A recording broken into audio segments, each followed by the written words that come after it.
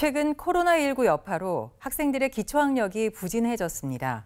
교육당국이 진단평가 강화를 통해 대응에 나선 가운데 교육 현장에선 학생 간 줄 세우기와 낙인 효과에 대한 우려가 나오고 있습니다. 이런 상황에서 좋은 교사 운동과 희망친구 기아 대책이 진행한 학급 단위의 기초학력 증진 프로젝트가 좋은 성과를 거두고 있어 주목됩니다. 오요셉 기자입니다. 2년여간 지속된 코로나19로 대면 수업에 제한이 생기면서 학생들의 기초학력 전반이 크게 떨어진 것으로 나타났습니다. 지난해 국가 수준 학업 성취도 평가 결과 조사에 따르면 고등학교 2학년 국영수 기초학력 미달 학생 비율이 2017년 이후 가장 높았습니다.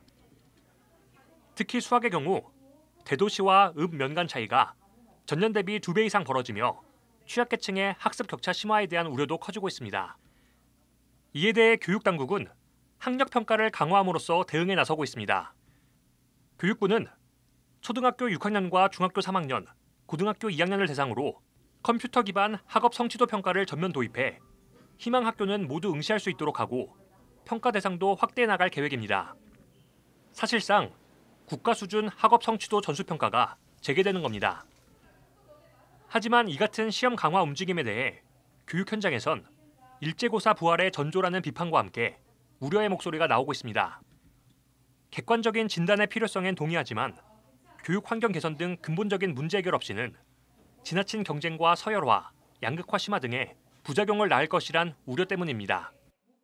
미도달 여부를 가지고 학교 간, 교육청 간 경쟁을 시키고 이거에 따라서 예산 분배를 하고 이거에 따라서 이제 인사에도 반영하게 되니까 각종 이제 부작용이 생기게 되는 거예요. 시험으로 해결하기보다는 어떻게 체계적으로 잘 지원해서 도울 것인가를 거기에 방점을 맞추면 더 좋겠다 이런 생각이 들었습니다. 이런 가운데 좋은 교사 운동과 기아 대책이 진행하는 우리 반 기초학력 구출 40일 프로젝트가 가시적인 성과를 거두고 있어 크게 주목되고 있습니다. 해당 프로젝트는 평균 주 3회, 15분 정도의 자투리 시간을 활용해 읽기와 세마기를 교육하는 프로그램입니다. 향후 학습의 기본 도구가 될 읽기 유창성과 기초 연사 능력을 집중 강화할 수 있도록 특별 교재를 제작했고 학급 전체가 참여합니다.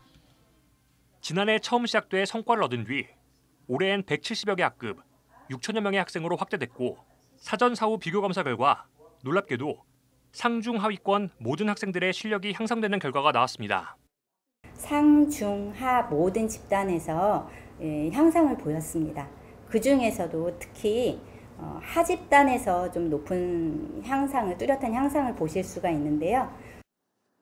좋은 교사 운동은 이번 프로젝트는 학급 전체가 함께 참여함으로써 우수한 학생들은 기초를 더욱 탄탄히 하고 기초학력이 부족한 학생은 낙인 효과 없이 실력을 향상할 수 있었다는 데 큰 의미가 있다고 밝혔습니다. 이어 시험에 대한 부담을 지우는 것보다 적절한 동기부여와 학습 환경을 조성하는 것이 더욱 중요하다고 강조했습니다. 실제 우리가 학생들을 이렇게 지도해 보면 어떤 시험을 보냐 안 보냐 이런 것보다는 교실에다가 정말 아이들이 즐겁게 참여할 수 있는 강력한 교재와 프로그램을 만들어서 제공해 주는 것, 함께 좀 참여할 수 있도록 공부할 수 있도록 만들어 주는 것, 그리고 또 선생님들이 충분히 그 아이들을 지도할 수 있도록 그런 시간을 주는 것, 이런 것들이 오히려 이 학력 격차를 해소하는 데 더 도움이 될 거다. 좋은 교사 운동은 기초학력 부진에 대한 우려가 커지는 상황에서 교육당국이 바람직한 정책을 만들어 나가는데 현장에서 검증되고 있는 프로그램들에 대해 적극적으로 관심을 갖고 참고해 주길 바란다고 밝혔습니다. CBS 뉴스 오요셉입니다.